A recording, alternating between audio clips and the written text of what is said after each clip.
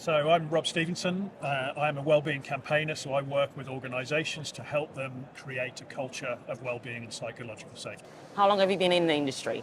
So I've been doing this mission for about 8 years. Oh, I okay. shared my story of being bipolar about 8 years ago, and that led me to become a campaigner and public speaker in the space. How have you found the journey? Really interesting. I think when I started doing this, it was a lot around the stigma of mental illness.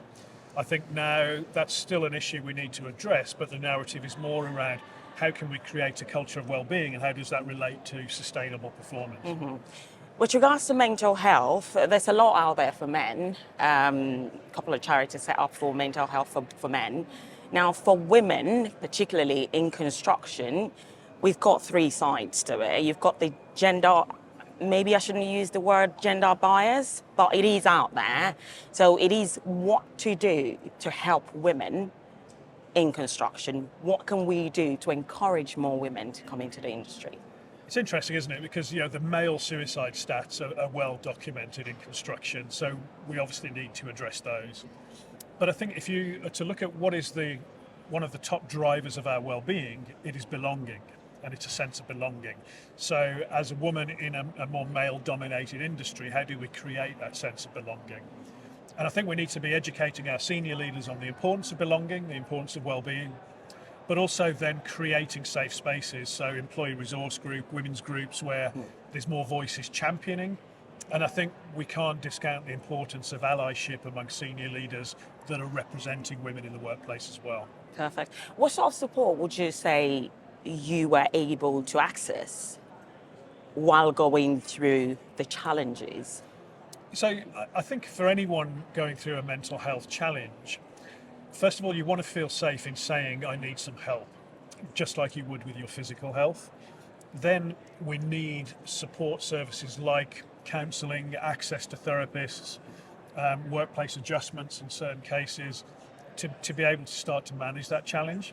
So I think we've got to break the stigma, smash the stigma so people will go and seek help in the first place, and then solutions that help improve that challenge.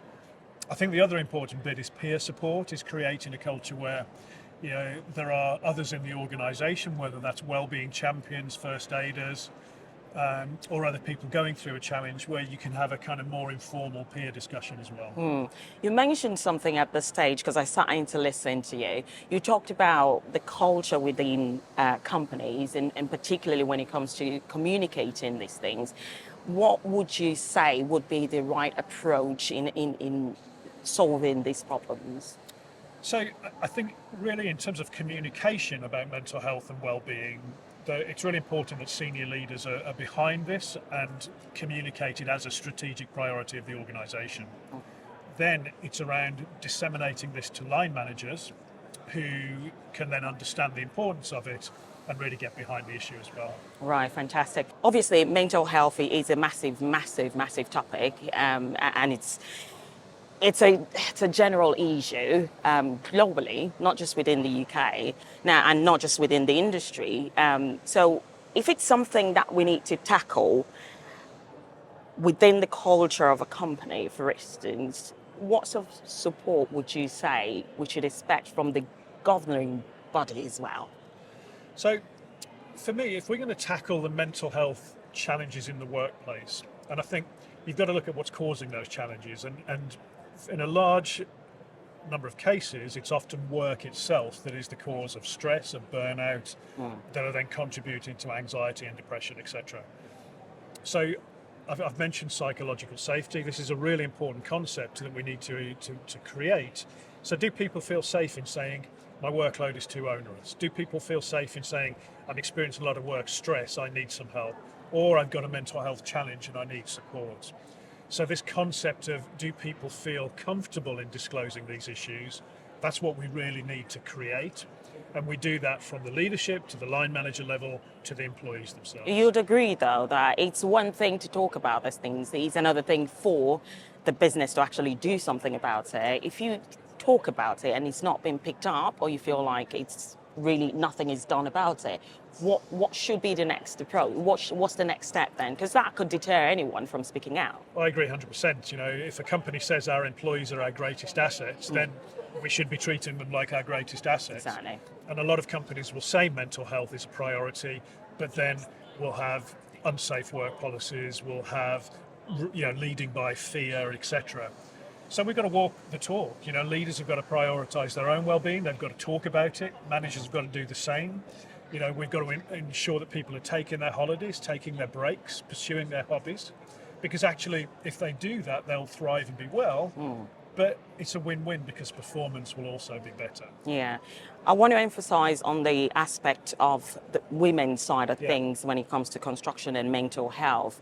I did say something, I mentioned something on the stage earlier about men having that common language, football, rugby and the likes.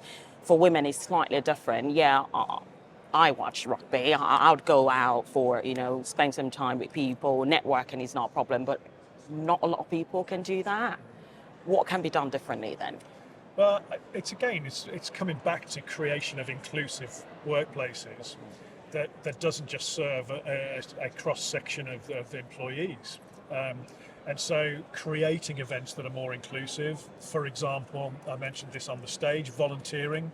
If you can do volunteering as a team, that's taking you away from your normal hobbies and interests. You're doing some good in the world, which is great for well-being. If you're doing it with your team, you're connecting in the same way. So that's a good idea. I love music as well. I do like a music show I bring into workplaces to talk about well-being. But music is a great connector. We might all have different tastes, but we're generally all into music. So music-related events and quizzes and things like that can just get people out of the norm. So I think just thinking creatively to make it more inclusive and more available to everyone.